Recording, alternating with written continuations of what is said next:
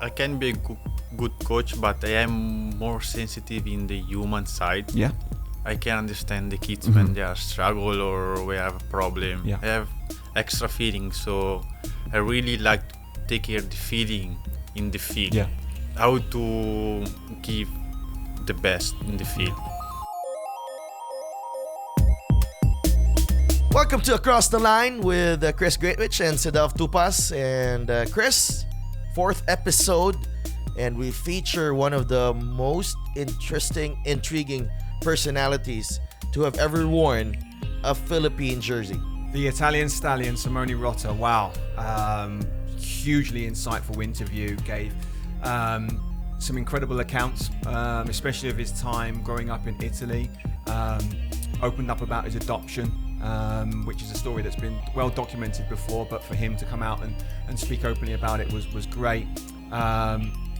He also was really open about his misspent youth and some of the trials and tribulations of what it was like for him growing up as a young teenager in Italy. Those stories there, incredible. Yeah, I mean, I'm sure that some of the listeners are going to be shocked with some of the accounts that he gives. And even by his own admission, he's never shared these stories before with anyone. So for him to come out and open up to us on the show was really special. We were Dr. Chris and Dr. Sidav on this episode. Absolutely. So if you want us to continue doing more of Across the Line, subscribe to us on YouTube, on Apple Podcasts, Google Podcasts, and on Spotify. You can also like our Facebook page and share the videos and comment as well para tuloy-tuloy itong Across the Line. Simone Rota. Hi guys. How are you? I'm okay. Thank you for having me. Thank you for coming on. Yep, Wow. definitely. Thank you for taking time. Always for you guys. Beautiful. He's a bit shy, this Simone guy. Yeah, I think he'll come out of his shell though once we start probing his. I mean, incredible background. He's got a really interesting background. Some even off mic on the way here in the car, Simone was sharing with us some wonderful stories. So hopefully he's not too shy on mic, on camera. Yeah, we've warmed him up. We've warmed you up. So I want to start by asking you how's life with Kaya Iloilo. You're now with that club. Your first season with the club. Yes. After spending time with Stallion, Ceres, and briefly with the Davao Aguilas. Now with Kaya Iloilo, a contender in the PFL, and Yes. you guys look like you're doing well. Yeah, we are doing well. Honestly, I have to thank you to Kaya because I came from a long and hard injury, and they get me for recover for this year, and then hopefully I can help the team in my long way. What I really want to know is, before we get going in the interview, is I've tried to sign Simone so many times, and then the season that I leave the club, were you just waiting for me to leave? Was that what it was? I think so. Yeah, I think so. He doesn't want to play for you, Chris. All right. Yeah. Is that what it was? No. Okay. The timing, was it? With Chris no longer there, and and then you joining the club late this season. Yeah, I was in Italy for 2 months already. I was in the wheelchairs after the 2 surgery, and I had really have a hard time. What was the injury, Simone? I had I partial torn again my ACL. Mm-hmm. And then the first one, I broke my cartilage on the right side. Mm-hmm. It's really in common injury. Yeah. And it was against Kaya. Yeah. Because I also broke my 2 ribs and the lung against Kaya 3 years ago. Oh, I remember the game. Okay, that's why I have to butt in here, and that's the reason why I didn't want to play. We always try to get him. Yeah, you give me a lot of injury. That's it. That's always my pre-game team talk. Whatever happens, I don't care. As long as Simone gets injured, I'm happy. So that time, I am the one who was looking for Kaya, and they say, Paul, you have to give me something back, man. I always have a long injury against Kaya. So basically we came along, and then we agreed for this year. So We talk about Paul. It's Paul Tolentino, the general manager Yeah. of Kaya Iloilo, and moving on. I think a lot of people, you really got noticed the first time the Filipino football fans noticed you was in the AFC Challenge Cup in 2014 in the Maldives, where you scored your first goal against Lao yes. after was that that wasn't the rough boat trip. No. That was the second game actually. So how did it feel finally suiting up for the national team and then scoring in just your probably third fourth game for the Azkals? When I came here in Philippines, I didn't expect anything because I came here honestly without money because my professional team was bankrupt, and then I came here because I never came back in Philippines to see my country and then the place where I was adopted. And at the same time, I signed for Stallion, so I get the full package, for came along my country and then playing football. And then I start to play and I call out for the national team. For me, it was like a really dream. Every was coming too fast. Yeah. And then it was the first tournament, and then I get lucky that I get the first goal for the national team. And honestly, this tournament is still in my mind when I think about the national team. Yeah, you have fond memories of the beach, the score as well. No, the fun memory is the chemistry that he had in the team. We always sing going to the game and after the game, and then we reached the final, and everything was perfect until we lost 1-0 against Palestine. But I don't know, when I'm thinking about that, is still in my mind. I mean, obviously we were in the team together. Yes. For that tournament. Until you get poked in the eye. I don't know if you remember that one, but after the incident on the boat, which we mentioned in a previous podcast, I played about 10 minutes, got poked in the eye, and then was out. So actually, I remember for the Lao game, I was in the stands. I was in the stands watching the game with my sunglasses on because I had to. I remember that. So I had to protect my eye. But I can remember the goal. What do you remember of that goal against Lao? Sharky went to the right to cross the ball, and the defender cleared the ball but not too far. Mm-hmm. So I was lucky that I was on the right side of the box, Mm-hmm. and I tried to kick the ball hard as I can. So he went to the top of the net.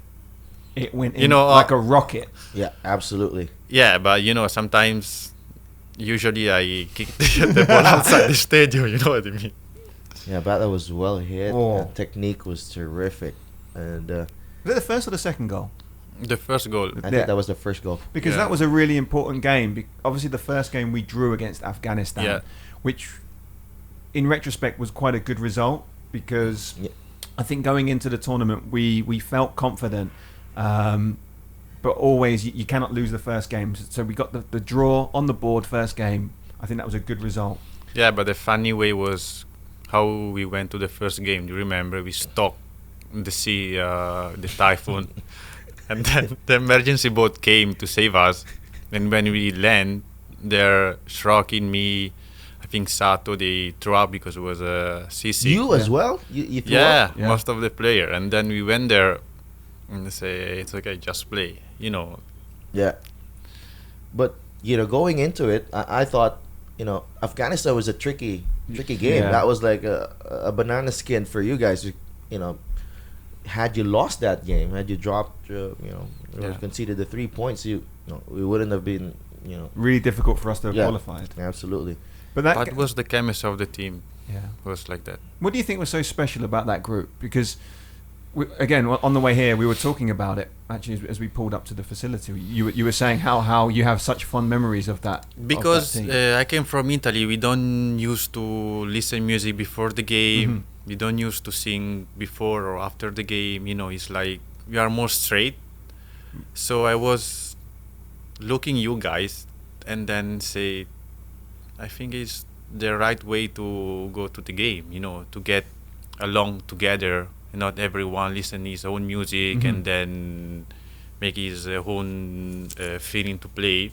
But if you share what you feel and then how you're gonna prepare the game, it's the same when you are in the field. So this is what I also learned in the national team, this tournament. Because that was your first ever tournament, obviously, at that time. Did you think, wow, this is really different, but something special? Yeah, it was different. It was really different, special, and actually didn't expect to, after 2 months, to play for the national team. So it was really special, everything, when I came here. Yeah. And the videos as well. Did you, were there tears in your eyes when you watched that very, sentimental video where before all the of your first game, close friends or family? I think the Dooley say that maybe it was the wrong decision to show the video before the game, because everyone was crying and he was walking to the game. Everyone was crying. Who greeted you in that game on the video? Sister May and the kids. Oh, wow. That's right. And that must have been. Because it's the main reason why he came here. So I get emotional, maybe like you, Chris, and everyone. So we ran to the game crying. That's just an incredible story. Going back, with the national team, you made your debut that same year, like 2 months before that. Coach Thomas Dooley noticed you in the UFL while playing for Stallion, and Coach Ernie Nieras. First game against Malaysia. How did it feel finally? You said it was happening too fast, but right at that moment when you stepped on the pitch, wearing the Philippine flag, how did it feel? From myself, that I was adopted, I never feel a part of anyone, even in the beginning with my family. So the only place where I feel belong, only when I was kid, since I was kid, is a football pit, because it's the only one that I can express myself. Because outside, when I was young, I never speak around, never. So I can express myself only in the pitch. And then carrying the Filipino flag in the pit, for me was I cannot describe this feeling, but they give me extra energy, because like I think Chris remembered the week that we was training before the first game against Malaysia.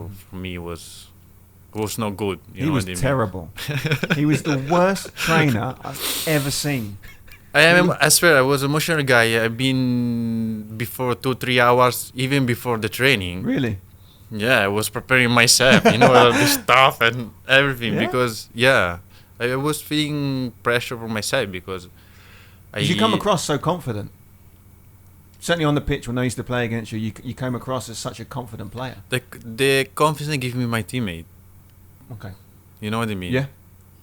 When you walk into the field and then you don't ask to anyone, but when you look in the face, on the eyes, and to your teammate, and this one, they transfer you the confidence, and it's okay, they are ready, you have to be ready, because I don't want to fuck up for them. You know what I mean? Yeah. So this is what I really remember before step to the Malaysian game. Because again, off mic, we were joking about it, but I felt that I'd seen you play in those first sort of 2 months of the season at Stallions, and I was like, wow, this guy's good. This guy's really good. He wasn't just, attacking down the right. He was just stopping people. You could not get past him. No, he was a force of nature, both up and down the field. And I was like, wow, once this guy puts on the shirt, he's going to be a really good acquisition for us. And then that week in training, and we sort of laughed about it, but I was like, Because sometimes you see players, they're good in the league, and then they can't make the step up. because for whatever Yeah, reason. they are all different. Yeah. And I had no, and that's even off mic. We were saying maybe she's not that good, or maybe he's nervous. And then obviously you've opened up about the fact that you were quite nervous even before the training sessions. Yeah, a lot.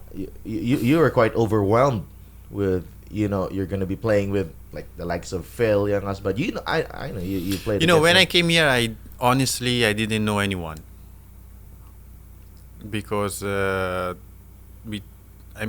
was watching football, but I didn't know Phil, James, or whatever. So for me, everyone was the same. See, it was different for me because I knew of Simone way before I actually met him for the first time. Back in the day, there used to be those message boards. I don't know. Yeah, if you remember that. Remember those? Usapang football, Yeah. was it? So, Yeah, and my dad used to be. He's a bit of a geek. he's quite active in that. Yeah, so he used to always look and see, because I remember when I came through sort of 2004, and then Phil and James came, there became this search for anyone Filipino who was playing at any level around the world. And I remember people like, then Jerry Lucena came, and I was like, wow, he looks really good. Dennis Kagara, him, and then I found out about you through the message boards. So I'd known about you for, I'm going to say maybe 4 or 5 years before even we first met. But when you. I was, I think 20, I was playing in the south of Italy, and then my club received email from Philippine national team. Really? Was I think a game in Kyrgyzstan or something. Okay. But they say there's no contact number, and then I mean my my team was asking how you can send you there if there is no contact number and you don't have Philippine passport, and they pretend that you go straight there. I mean, I didn't have, so Right. And then the time I was playing for Italian under 20, so I didn't want. So it's okay, I don't go. Yeah. I mean, it was nothing official, so we didn't know if it was scam or not. So Probably that was against that Yeah, something like that. Maybe, yeah.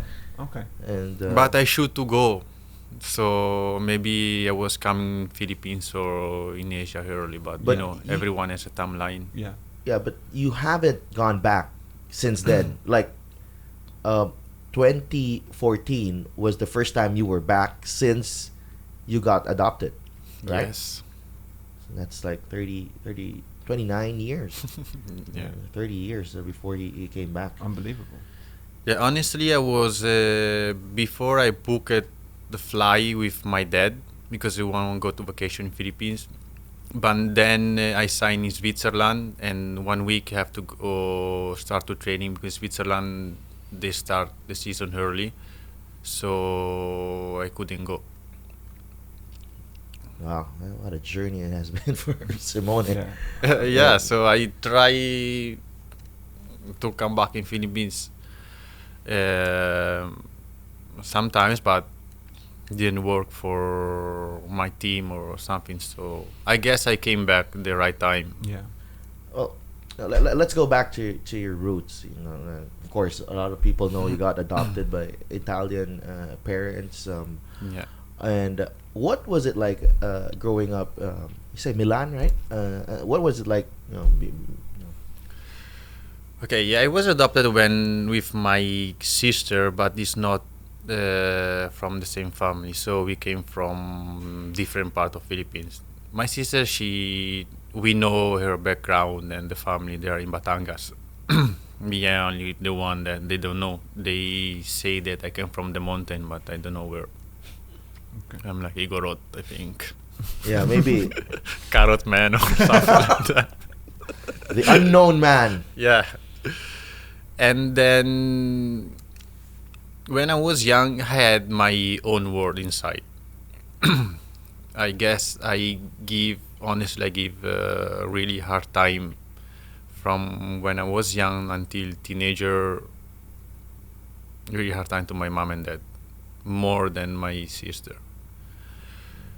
And then, for example, I have something innate me inside, and then when I was young, I wake up in the morning, have like massive swollen lips, hand, and they have to bring me to the hospital most of the time because still sometimes, but I suffer to abandon syndrome.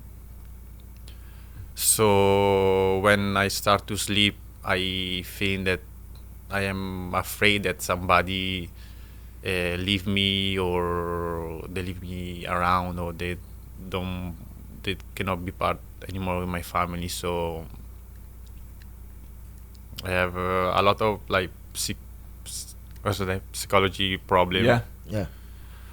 And then I never speak with my mom and dad, and when we fight with my mom and dad, I always go around, and then even if I were like 10, 11, and my mom have to follow me with his bicycle or car, because I was always, when I fight, I want to go to the police and they say I gonna refuse you, like my mom and dad, I want to adopt it again, I always need a proof from my mom and dad that they love me more. So they really had a hard problem before. Wow, that was a tough one. You got adopted at 6 months. 6 months, That's what they say. yeah, but when you got adopted, at what age were you aware that I'm adopted, that we adopted you? When did your parents tell you that you But were? honestly, there is there's different from me and my parents. So I grew up to know. I don't know the exactly time when they Right. told me when I was adopted, but I had such a problem about how I feel, and then where I am, Yeah. why they abandoned me. It's like didn't feel a part, feel Part of the family. part of Yeah. anyone. It must have been a tough time, but you're very close to your parents. You've been very, I saw you've been very affectionate. Yeah, honestly, I really, really changed when I came here. I really understand how it was important my mom and dad in my life when I start to stay with Sister May and see the kids that they don't have mom and dad. And then if they didn't came to adopt me, I was in the same situation. So this is what I feel it. So you realize how fortunate you were. Yeah. Incredible. And so so what you're saying is you were quite difficult for them throughout your childhood. Yeah, because the same times my cousins that her mom and dad they died, they get legal guard. So in the Okay. same time they adopt me, my sister, and the teenager of 14. Wow. Okay. So So a very every difficult month household. there was like social worker from government for me and my sister, Right. and then also for Eleonora, for my cousins. Mhm. So I think for them it was really tough Wow. So that must have been a very difficult family environment to live in. handle. Yeah. Yeah. And that's what I realize now, because in the mission sometimes they come every month. One couple from Italy, they come to adopt the kids in Philippines from Italy. So they also remind me, my mom and dad, when they came here. Right. It's like an emotional thing also. So was football the outlet for you? Was football a way in which you could? When I say Express football, yourself. for me is everything, because, like I say, is being the pitch is the only part of the world where I was feeling to be part of, and I can express myself, even if I don't speak, because I'm not used to speak a lot with the ball or running, and then came along with teammate, not speak, but fighting for someone, or for Togetherness. together. Yeah. So This is what I'm feeling, and I can still not ready to stop to play football. It's not because I love football, but it's more for me. Even now when Yeah. I am the pitch, I feel along there. Yeah. And how did you start? If that's the case, were your parents a part of the the first time you fell in love with the game? Were they part of it? Like every kids at school, but my mom and dad, they never know about football. They don't even watch World Cup. So I get lucky that I have friends in school that they play football. So So you just start off by playing in the playground? yeah, Yeah. Playing in the playground and the school. That's Yeah. it. And at what point did you think, wow, I'm quite good at football. I'm enjoying this. And when did you decide, perhaps I can pursue this? Further? I always want to be a football player, and like everyone came time to time. In the beginning, you enjoy, and then when you start like 15, 16, Yeah. 17, then you are in the professional team. So when did you? Because your first club was Procesto. First professional club. Yeah. So at what point did you join that club? 14. 14. Yeah. So up until 14, you're just playing kind of recreational football, Yeah, fun yeah. football, yeah. And then this club, Procesto, came in Yeah. and signed you. Yeah. So you made your debut how old with Procesto? 14 until 24. You were there for 10 years? Yeah. And you made your first team debut when? 17. 17. So you broke into the first team at 17, and they would have been what, Serie D? No, in Serie C. Serie C. Is the last. C? Yeah. Chi. Chi. Is the last step of the professional team. Yeah, in Italy. Yeah. Professional level. And how did you find it transitioning from kind of youth football into men's football? Well, I was going to school, and then the team was training 2 times, morning and afternoon, plus the game day.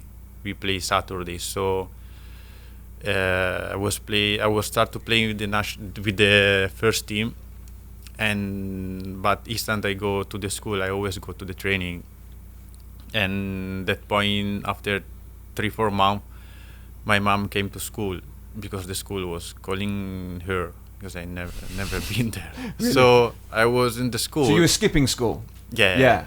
I was. And your mother didn't know? No. Okay. And I remember this morning, and I saw the door open, and I see the face of my mom, and I was like, here we go. And then the time, the first thing was asking me to have like a professional contract. Right. So my mom looked in my face and say, you have to choose a school of football. And I say, Mom, come on. I'm skipping class, Mom. I'm skipping class. So I start. That's it. I start to play, and then I went to live alone. The 17, and honestly, you get some money, and then you have your teammate more mature, and then they start to go out in the night, and you are alone, so you want to follow the whole guy and came along with them. Okay. So basically, I always went out in 7 days, like 5 days. I was Really? That time I really, because there was some important team that they want to get me, Okay. but I. Who's this? So you another club? Yeah, I Who was did in they the youth. It's like Milan, Inter. They wanna get me. I was 17. I Really? was playing in the professional team already, so they wanna get along. But I always get drunk, and then I never. So pushed yeah, on. because I'm assuming for the listeners out there, if you're 17 years old, and if you're in one of the major European countries, and you're playing men's football at that age, you're on the pathway to potentially real success. Yeah, they had, but I lose the train this part of my life to go to the next step, because I always go to the club, and then there was a period when I was ready to transfer in Serie B. Which team? Treviso. Treviso. And are they Serie A now? No, before. They have been before, right? So big club. Yeah, it was a big club, Yeah, but big club. I went out the day before the game, and then I was up in the stairs, and my manager was coming down, and we see each other. I said, "What are you doing here?" I was drunk, and after 3 weeks, he sent me in the South Italy to play because they told me you cannot stay here because you always go out and. So they sent you to another club? Yeah, they bring me to the South Italy to away from Milan, so I cannot go out anymore. But when you lose the real opportunity, you couldn't. That's an amazing, incredible story. Because Yeah, it was it was teenagers, and then when you go to the club, you met wrong people also, and was trying drugs and get drunk. was your mum and dad aware of this at the time? No, because I was living alone. Yeah. So, and that time, until the time, I never came along with my mom and dad. You know what I mean? You're still not that close with them at this point? No, No. never. Wow. So, I think for me, like you're the second guest that we've had on this show who's really talked about the dangers of and the trappings of what can come with football, because obviously when you get a certain level of success, a lot of things come easy for you. but I didn't have like too much successful. I mean, I had my first contract, but for me it was big, and I couldn't control. Yeah. Can you imagine if I have more? Like now, when they're 17, they sign like €1,000,000. Yeah. It's easy to lose your Yeah. mind, because there's a circle that people come to you and then they think they are friends, and then let's go out, and then And because you're young, you don't know any different. yeah, they use you, and then you are so generous, and then you wanna pay in everything, and then but in the end, nothing, because when I in the South Italy or something, it's like nobody was calling me, "How are you?" or something. Yeah. That's why it's most important to have your family beside when you are young. If you could go back and talk to the 17-year-old Simone Rota, what would you say to him? Because I'm assuming your career could have gone on a completely different path if you had stayed on the right way. With the mentality that I have, yes, of course, Yeah. and without injury, Yeah. obviously. But what would you say to him? What would you say to Simone Rota, age 17 now? I think, honestly, I swear, I don't regret what I did, because if I didn't did it, I didn't come to Philippines. Yeah. So I think my story has to be like that until I came in Philippines. Yeah. Because, for example, if I have different career, I never came here Yeah. to find myself, or or maybe only for vacation one time. Yeah. Or that's what I think is like. Sometimes the way have to be like that. Yeah. Moving on. Now the first time I met him, after the Malaysia match, I got to. We were in Dubai, I think, for the bus. Azerbaijan match, and you I were in the remember. bus. Yeah, I remember. I remember. And that was the first time I learned that he was adopted, and like, I was blown away. Like, I just came here to look for my parents. I just, seriously, is this happening? And talk about that journey when you first got in, and then you started looking. I think it was a well documented journey for you, because a movie was made out of it. But talk about that when you moved here and you went straight to Sister May, right? To the orphanage, and you stay there for a while. I lived there for 2 years, and I still have my room there. Sometimes when I really feel to need to be home, I just go there, And then when I was teenagers, honestly it's the first time that I speak about that, but it's okay. I have this common sense to punish myself because I didn't feel that I am enough for anyone. And the hardest time that I give to my mom and dad was when we was in the holiday in the camping, and then have some discussion with my mom and dad and my sister, and I ran away and I attempt suicide. Really? Yeah, I cut my Venus, my Your ear. wrist, yeah.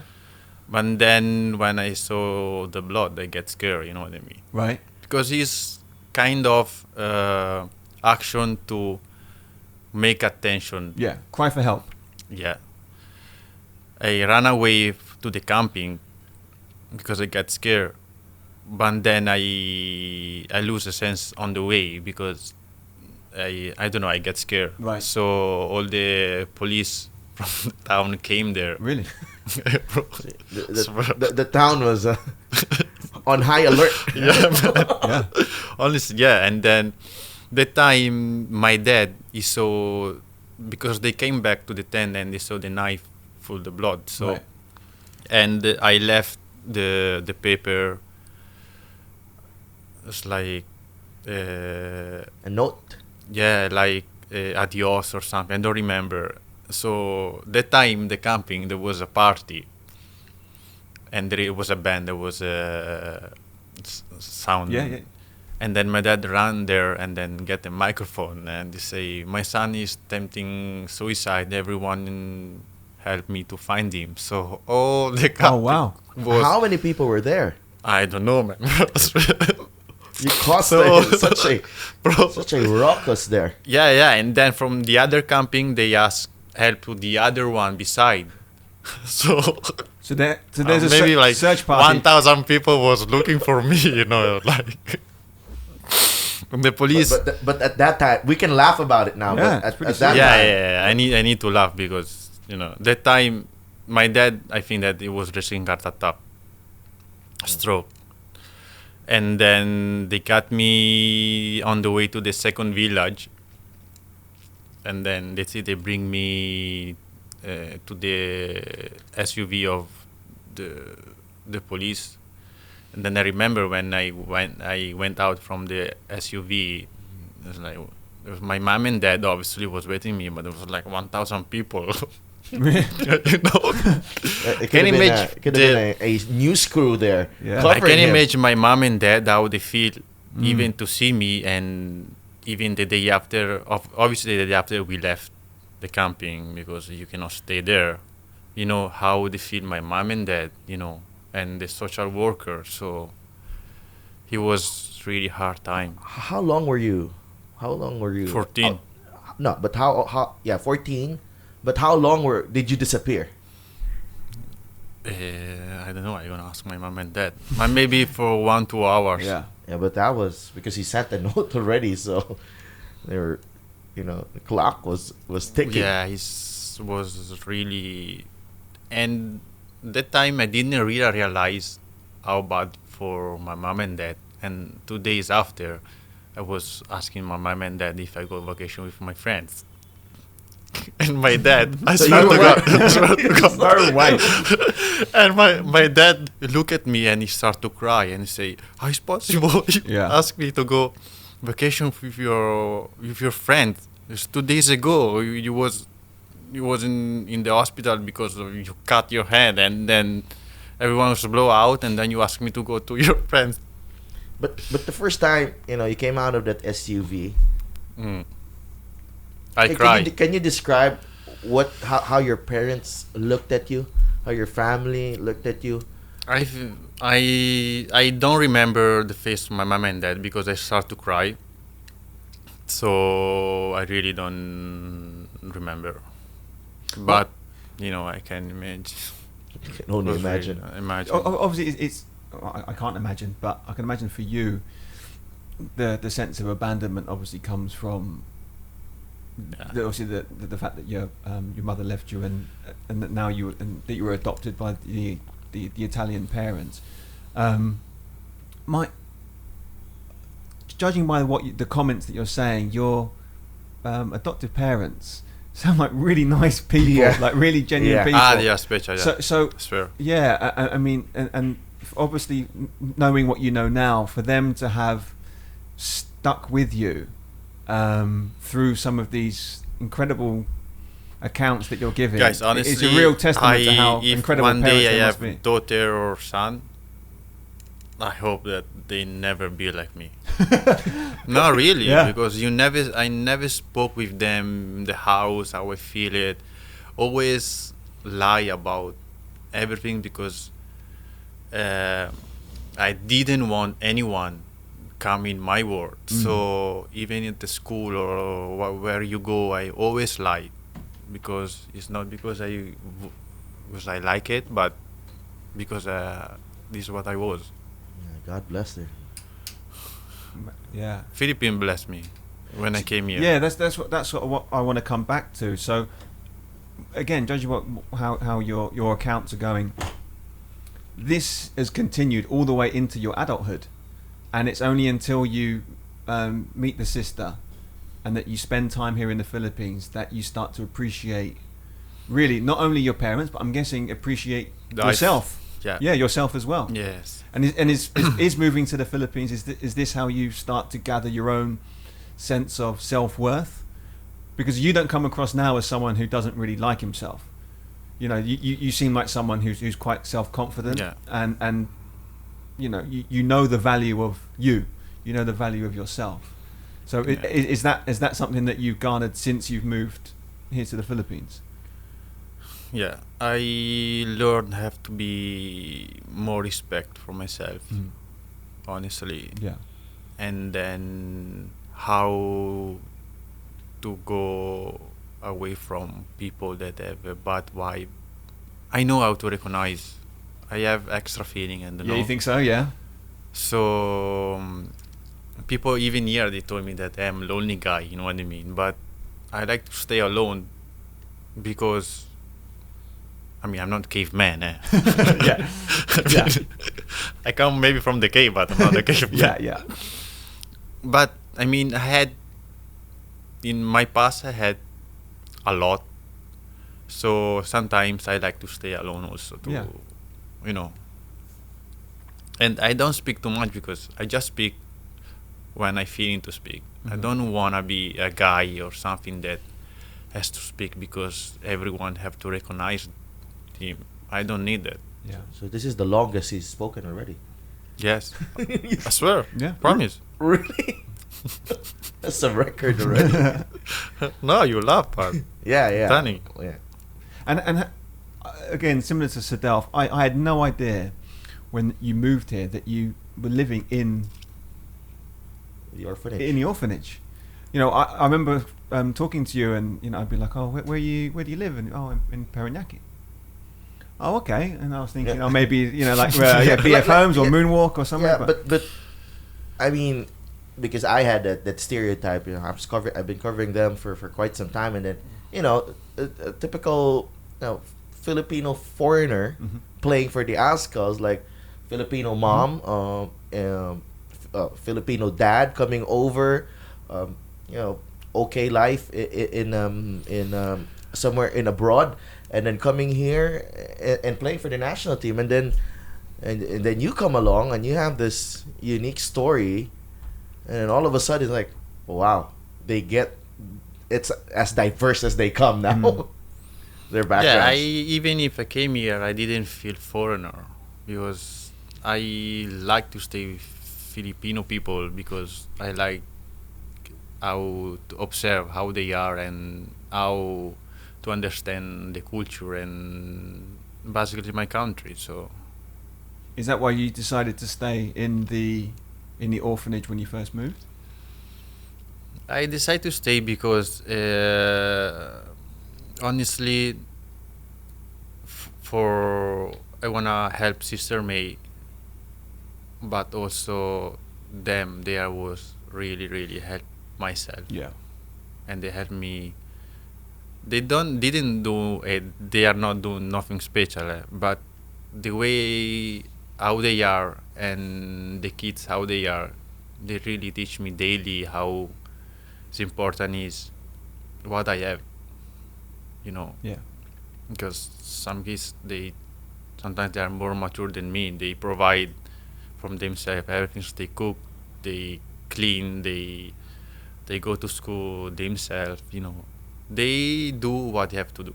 Sometimes, you know, we complain what we have to do or what we have, but in the end, this if you have a daily example how the life is hard, I think it makes your journey, and then you go through with a better attitude. Yeah.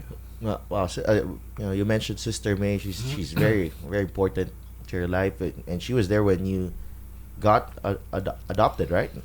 30. Yeah, it was Sister May, Mother Flora, and Sister Marilyn. Sister Marilyn, actually, when my mom came, because in Philippines that time there was no apple, so my mom came here with a lot of apple, and Sister Marilyn, she's the one who stolen apple from me and my kid and my sister because she like apple. So And then how did how were your relationships with, but particularly Sister May, because you've been working together, and how was it turned out? How has it evolved over the years? But Sister May, she obviously, you know, me and my sister was one, I think, the first adoption from the mission ever. So they remember me and my sister, like. Okay. And then I am only the one from adopt. They came really there to stay there. So I mean, it's like my mom. I mean, I came here also in Philippines to find my family or my mom or whatever, but I found my family there, apart my mom and dad. Mm. So those, for those who haven't seen the movie yet, there's a lot of that in the movie. The way that Yeah, actually, we didn't find her. We have another way, but honestly, I give up because I learned in the past that if have to be happen, you have to be happen. You cannot force something because you never know. how many years did you work on finding your family? 3 years. So 3 years. You're playing football. Since I came here after 6-7 months, they were asking me if you wanna find my mom and dad, and they say it's okay, let's try it. But it's hard, you know. 34 years ago, it's hard to find, or maybe they don't wanna be fine, you know. So I mean, if you were able to see them, if you were to see them, what would you say to them, do you think? why? Yeah. It's why, because I need to know. You know Yeah. what I mean? It's like, and honestly, I don't know. Is the feeling that that my natural mother, when the time they give me away, Mm-hmm. but in the end was my luckiest moment ever, because at the end I met a real family in Italy. It was amazing. So in her bad vibe, it gave me my best luck. Yeah. And not from my mom. I would like to know if I have a brother or sister. For sure I have.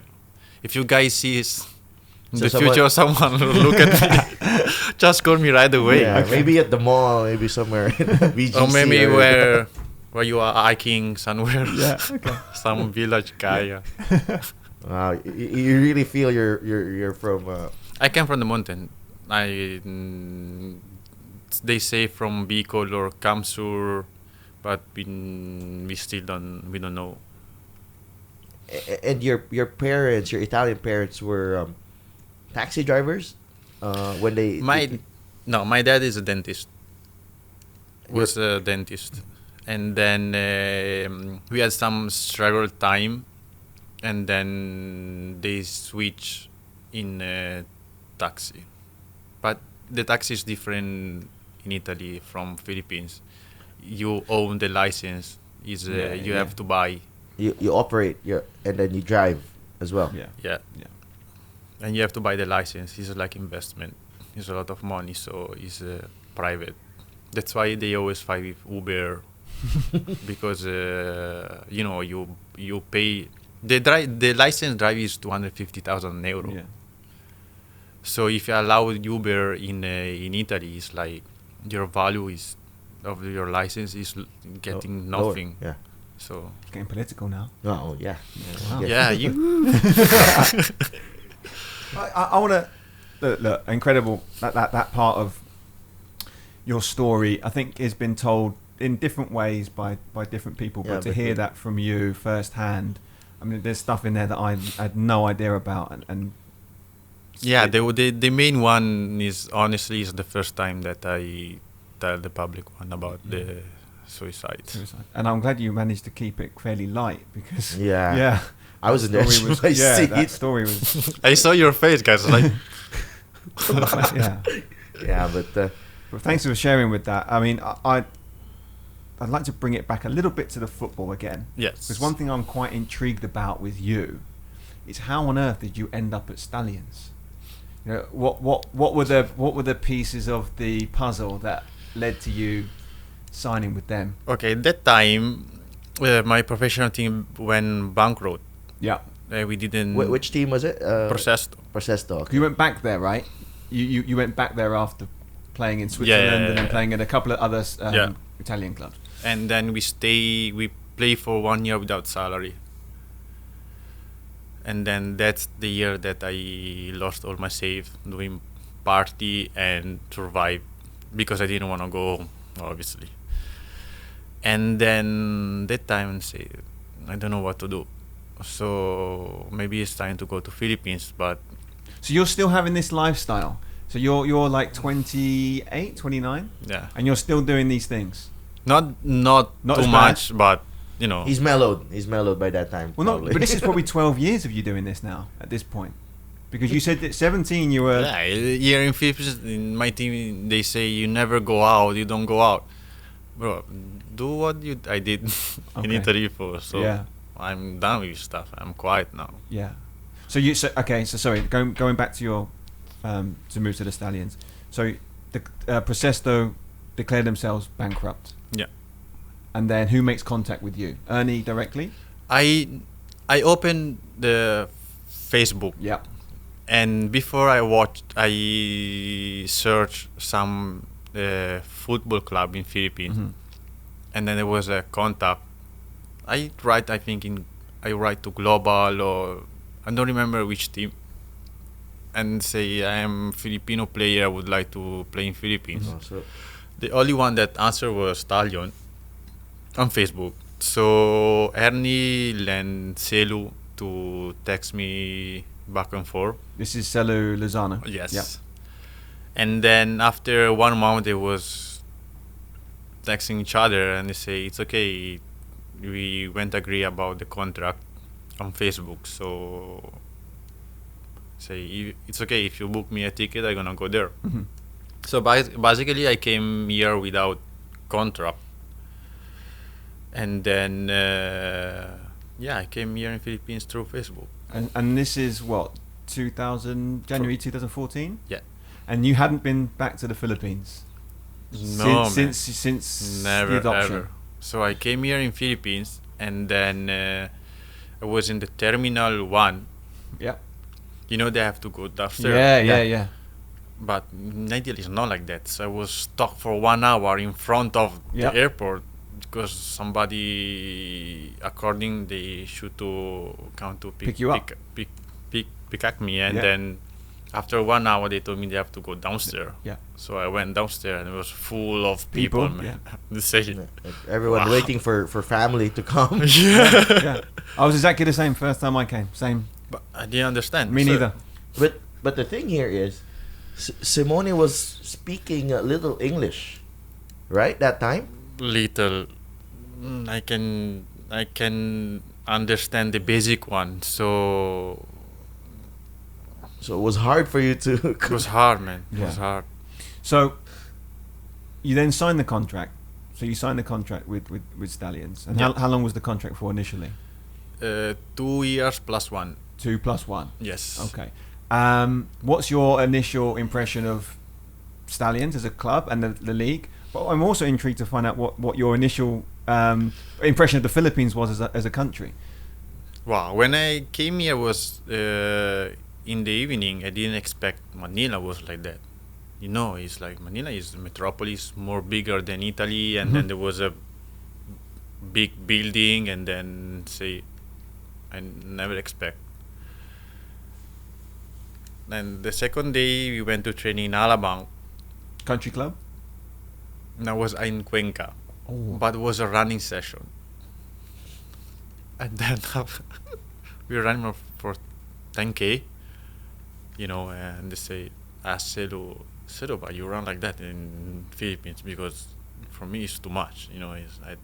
We don't used to run 10k. Yeah. It's like, Yeah. and you know, here in Philippines there is no. I came here ready to accept everything.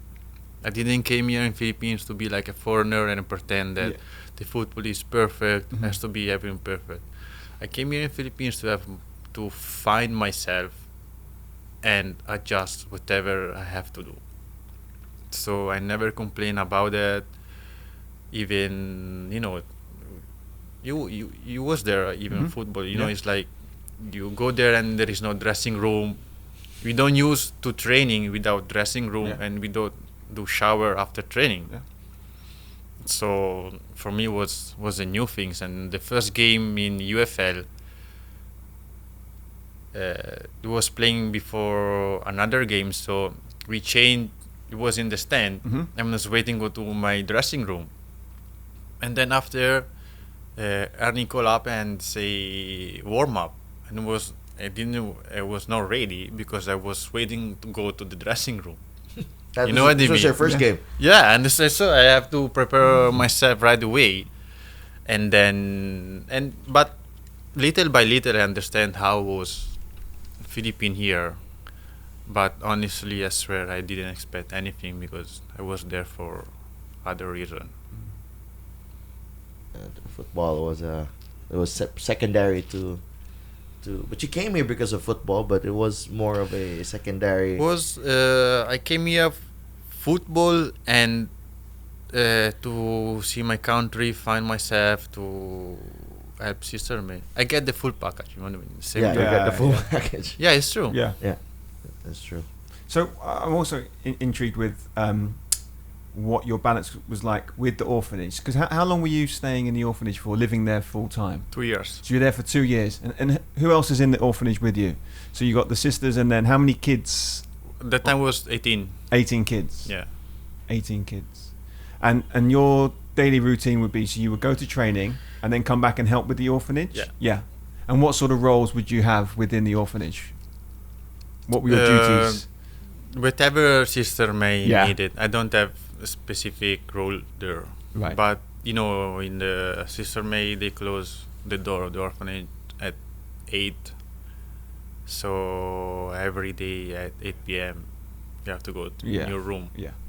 So that's why I move it, because sometimes I have in the evening when I have something in the game at like 11, 12, I come back and I have to call Sister May to open the door. So she has to dress up like a mom. You know? Come to the gate and then every time open. So I think I didn't feel that it was right. Yeah. So I just moved here when I have my So schedule. you were there for 2 years, and was the reason, why did you leave? Was it because I'm assuming, did you move to Ceres at this point? Or was it just before you moved to Ceres that you left the orphanage? No, I left the orphanage. I mean, left. Sometimes I sleep there 2 days and then I come back to my house. Yeah. I left because for my schedule. Parañaque is hard to stay back and forth every time to Manila. And then, this only reason. Yeah. And then is the traffic every year is getting worse. So, because when I came here, the traffic was not like that. Okay. 5 years ago was better, much better. Every year is getting worse and worse and worse. So, I cannot stand in the traffic anymore. And how often do you go back there now to see the kids and the sisters? Well, I was injured a long time. Yeah. So the last time was 1 week ago. I stayed there 1 week. Sometimes when I feel sick, I just go back Yeah. to the nap. Is that the place? Is that the place that you feel most at home?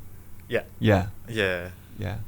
What is it about the kids? Because I've seen the posts on social media, but I've also seen how you interact. Because you do other stuff. What is it about the kids that gives you so much?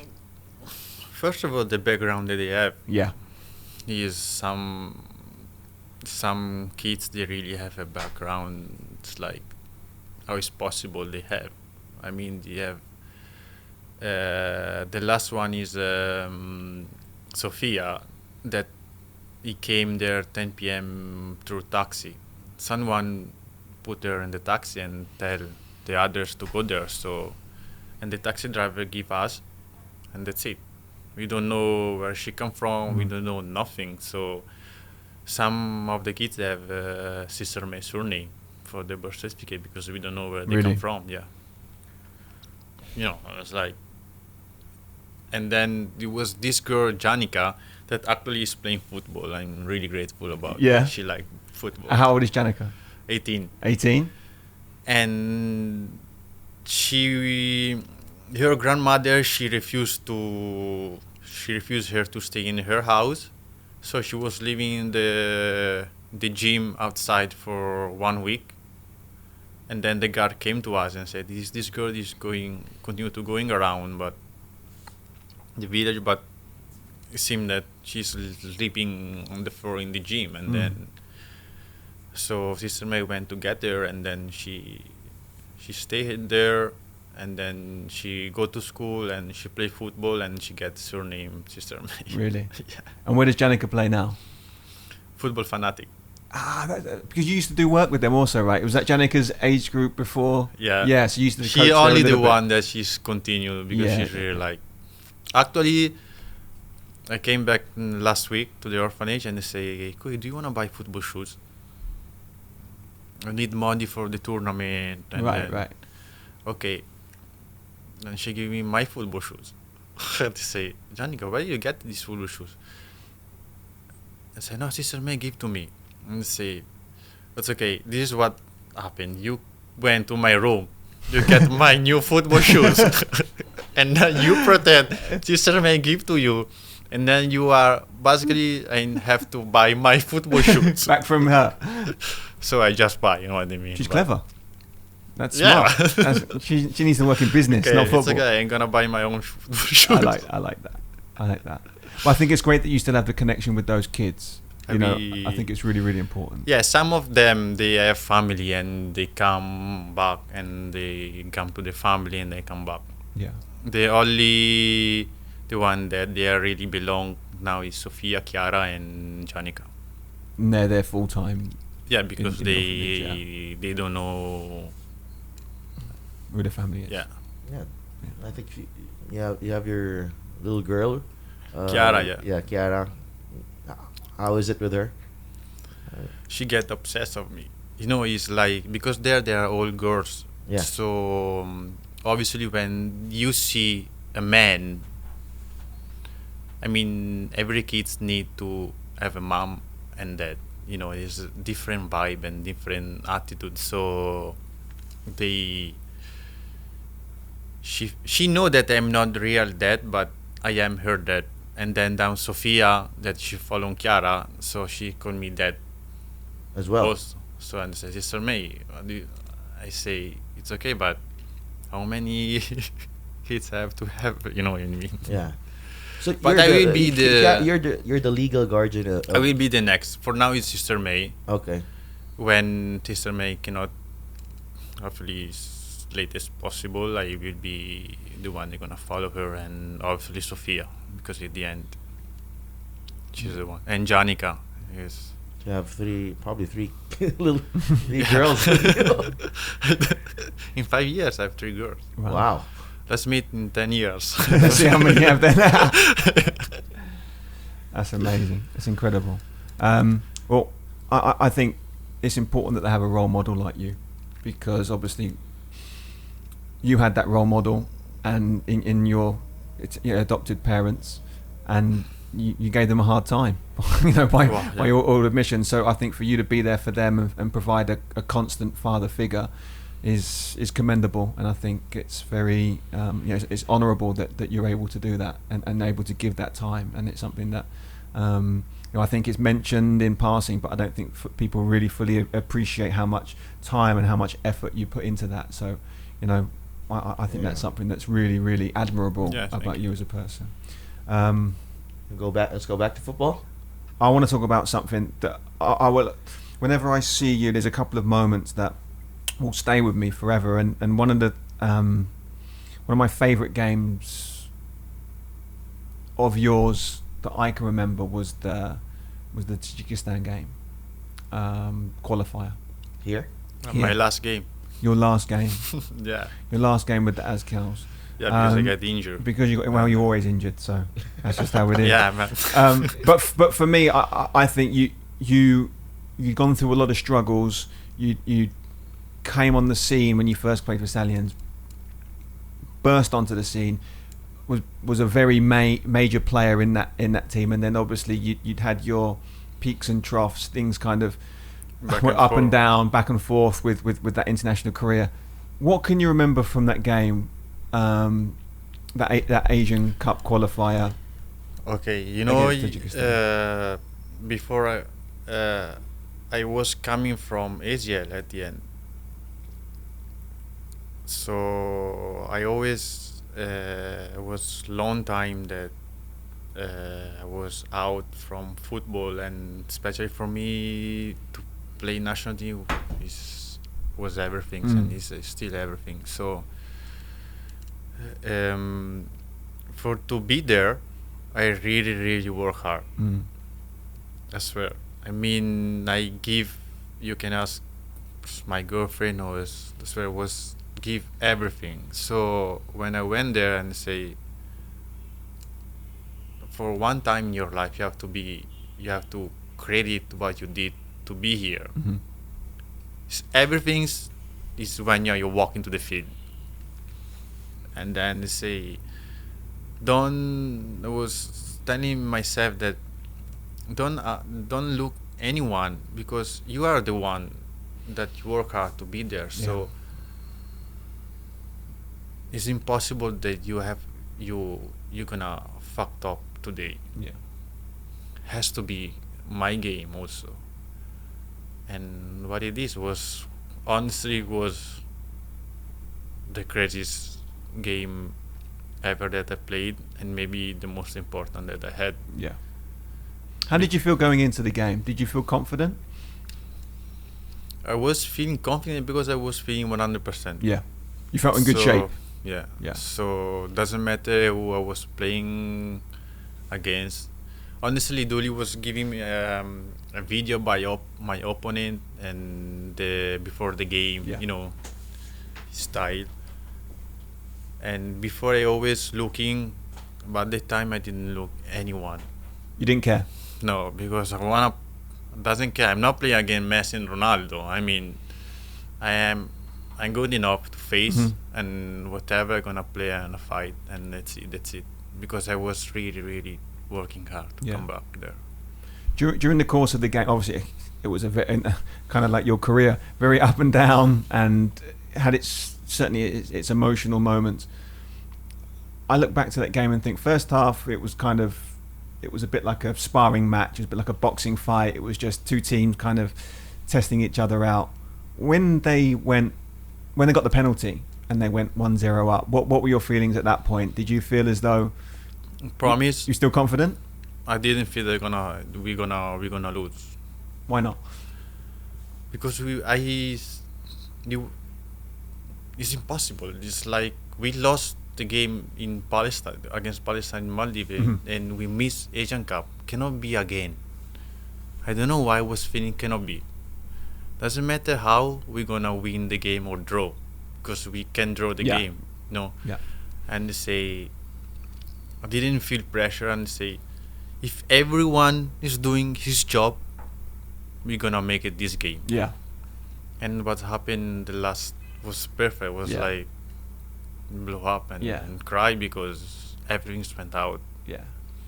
What was your emotions? 'Cause obviously, for those who don't know or don't you've been living under a rock if you don't really know what happened in that game. But you're probably not listening to this podcast. But I remember when you was crying, man. In I the have the commenter. picture with me. Yeah. I sort of You found have it. to send me. Yeah, I'll send it. you've been saving that, you didn't even send it to him.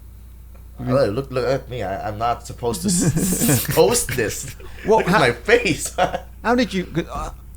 Even obviously, Kevin Ingresso gets the equaliser, and I think that was for me as part of the coaching staff. That's when I felt, okay, it's destiny. I can't see us. I can't see us conceding now. I think we've had our moment where we have a little bit of nervousness.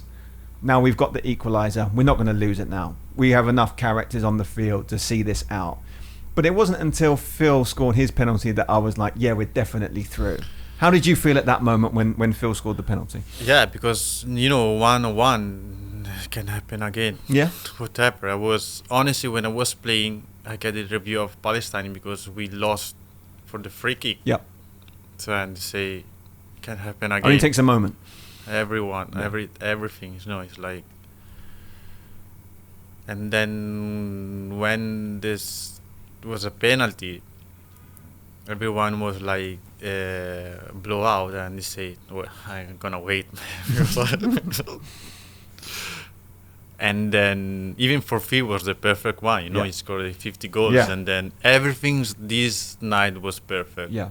We reached the Asian Cup, Phil scored the 50 goals, and then had the great comeback to the national team, Yeah. and we made the history, so I cannot ask better more Yeah. that time. Amazing night. That was an amazing night. Everyone was crying. You cried? No.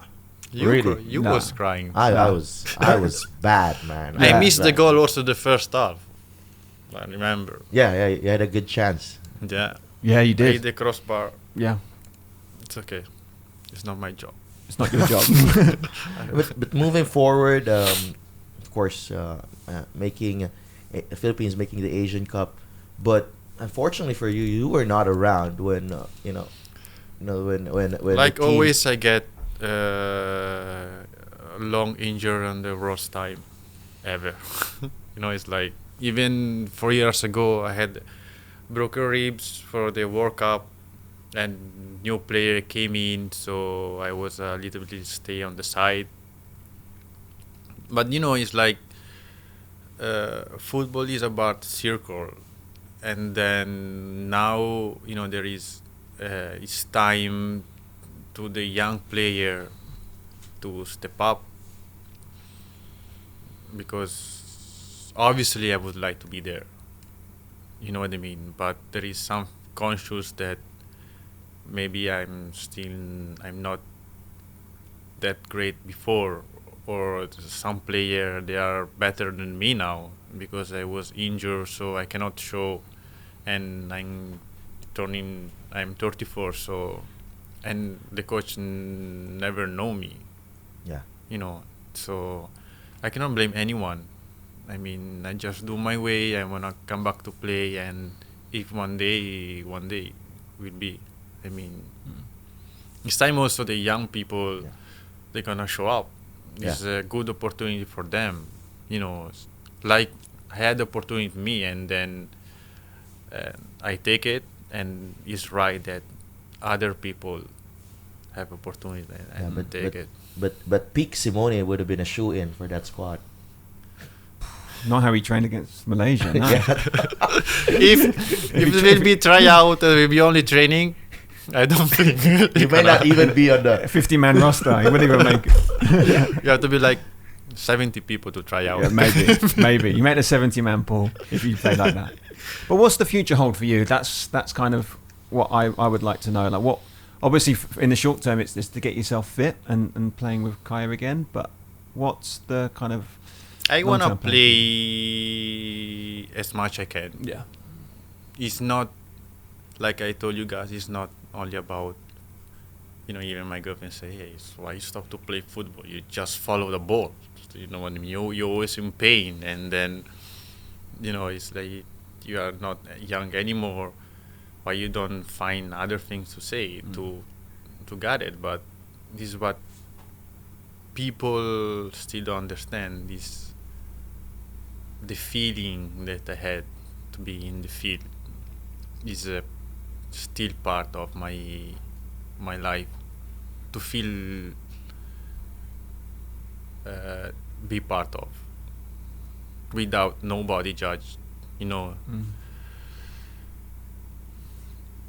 Play until Your legs can't go anymore? like the girls. Yeah, like the girl in the street we saw crossing the road earlier. This is what I do warm up. Yeah. But what about when you finish playing? Do you have plans? Do you have any ideas? I have a kite surfing center in Boracay. Really? Yeah. Kite surfing. Yes. Is that something you enjoy doing? I had no idea. This is news to me. Honestly, I never tried. Really? so okay. So this doesn't add up. So you're gonna have to explain. My dad is into this stuff. Okay. So I have a partner. We are two, Yeah. and then, but you know, when I get injured and Davao shut down, Yeah. and they closed Boracay for 8 months. So Struggling. Yeah. No money coming in. Strongly, man. Yeah. Now I come back. Boracay is still on the. It come back, but still on the way. Yeah. So I guess I will involve more in the business. Yeah. Island boy. Island boy. And probably a few more children. Georgia. Yeah. Yeah. Yeah. And by the next time he shows up here, it's probably 10 10 kids. Yeah. 10 kids already. Yeah. How's it? That's it. That's it. And then I would like to come back more often in Italy because I see my family only one time a year. But they are coming in December. Okay. Even if my sister after the first time ever. Yeah. So I'm glad that She hasn't been back. She hasn't been back to the Philippines.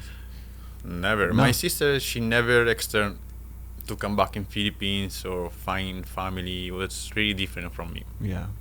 So she decided, and then it's one of the dream that I achieved to bring all my family here. That'd be nice. Yeah, You wouldn't like to go into coaching?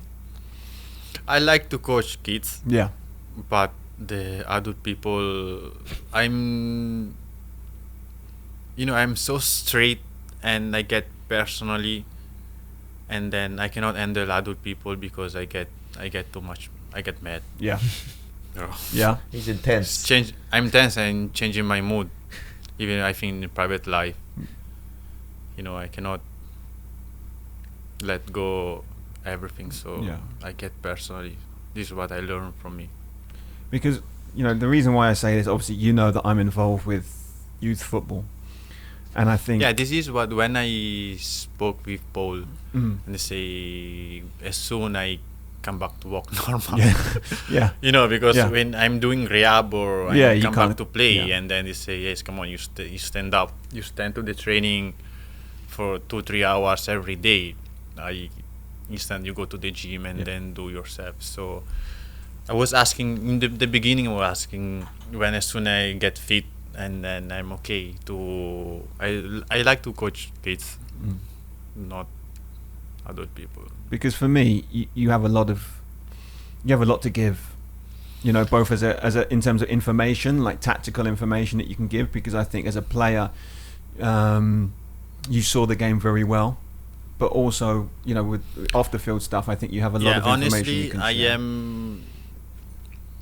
I can be a good coach, but I am more sensitive in the human side. Yeah.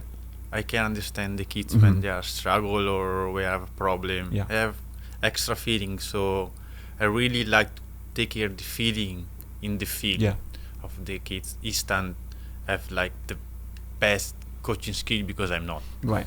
This is what I can give to the young football player. But the relationship side, help build the I relationship with like the kids. Yeah. How to give the best in the field. Instant like skills or something. Yeah. This is what I am, even in my team. Yeah. Well, I speaking from a very selfish perspective, I would love for you to get involved with youth football because there aren't enough good people, in youth football. There we go. I found another job. Just for showing up here. Oh yeah. Yeah. This was a job interview. Yeah. No, really, I Chris, would like. I like. Chris needed all the information before hiring you. Yeah. He Okay. needed We'll do that everything. off camera. We'll settle the contract. Okay. All right. Yeah, but thanks for coming over, Simone, and sharing your story that which a lot of people. Yeah, don't actually, really know. I really feel comfortable, and I say something that I never say before. So I really grateful also from you guys, because sometimes I need help to extern how I feel and my story, and I like to share my story because I feel better. Yeah. So I think a lot of Thank you. people are going to take inspiration from your story, Yeah. because I look at your story and I think there's a lot of things in this piece that people will find of interest and that people will be able to relate to. There's plenty of kids out there, who are probably young, who are impressionable, who aren't sure of their direction or aren't sure of their own sense of self-worth. And if someone like a Philippine Azkal player felt like that at the same age, then they can think, well, maybe I can also grow into myself as I get older. If people haven't got the best relationships with their family, it just goes to show that even at the age of 29, 30, you can still build that bridge between you and your mother or father or brother, sister, whoever that may be. And also, if you are that young kid who's going out too much, who's partying too much, you can still you can still forge a good career for yourself. yeah. And I think that's really important. So I for one, I've known you for a long time in a professional sense, as a teammate and as a coach and a player. But I really appreciate you coming on the show today and sharing your story, because I think a lot of people are going to take a lot from that. So Sure. thank you for Thank taking you, time guys. with that. Thanks for catching Across the Line. If you want us to continue doing more episodes, subscribe to us on YouTube, download our episodes on Google Podcasts, Apple Podcasts, and on Spotify. And also drop a comment para tuloy-tuloy itong Across the Line.